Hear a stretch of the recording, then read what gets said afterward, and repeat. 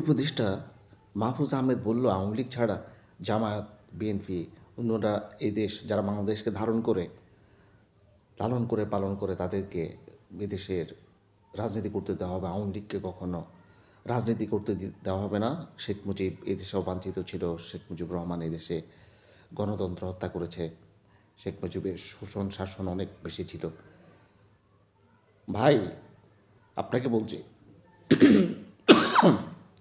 বঙ্গবন্ধু শেখ মুজিবুর রহমান এদেশের স্বাধীনতা আন্দোলনের জন্য প্রায় ১২ বছর জেল খেটেছে, জুলুম নির্যাতনের শিকার হয়েছে। আপনি কী করেছেন? আপনি তো হিজবুত তাহরিরের সদস্য ছিলেন বলে আমরা জানি। আপনি তো জঙ্গি সংগঠনের, নিষিদ্ধ সংগঠনের সদস্য ছিলেন বলে শোনা যায়।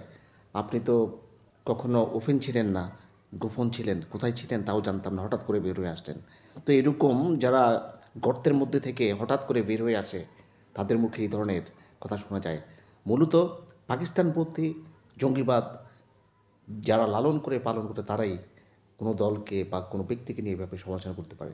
আওয়ামী লীগের দোষগুণ থাকতে পারে, দেশ চালাতে গেলে ভুল ত্রুটি হতে পারে, কিন্তু আপনি একটা গণতান্ত্রিক শক্তিকে, বাংলাদেশ আওয়ামী লীগকে, বিএনপিকে বাদ দিয়ে আপনি রাজনীতির কথা চিন্তা করবেন, গণতন্ত্রের কথা চিন্তা করবেন, এত সহজ নয়। ইন্ডিয়াতে যেমন কংগ্রেস বা বিজেপি প্রাসঙ্গিক, বাংলাদেশেও তেমনি বিএনপি আওয়ামী লীগ ছাড়া রাজনীতি সম্ভব না। যতই আপনারা জামাতকে প্রমোট করতে চেষ্টা করেন, জঙ্গিবাদকে উস্কে দিতে চান, বাংলাদেশের মানুষ জঙ্গিবাদ পছন্দ করে না। একটা জিনিস মনে রাখবেন, জঙ্গিবাদকে, বাংলাদেশের মানুষ হচ্ছে মডারেট মুসলিম।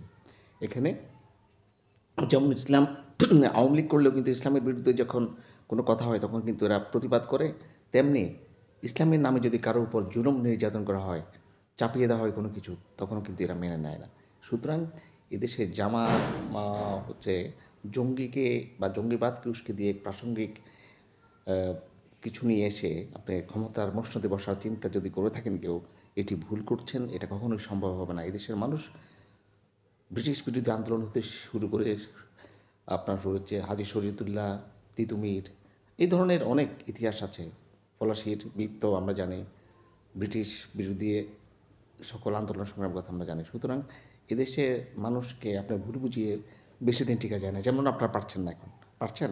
পারতেছেন না, পারবেন না। কারণ মানুষ বুঝে গেছে আপনাদের কী ছিল উদ্দেশ্য, এখন কী করছেন আপনারা, আপনাদের সমন্বয়করা।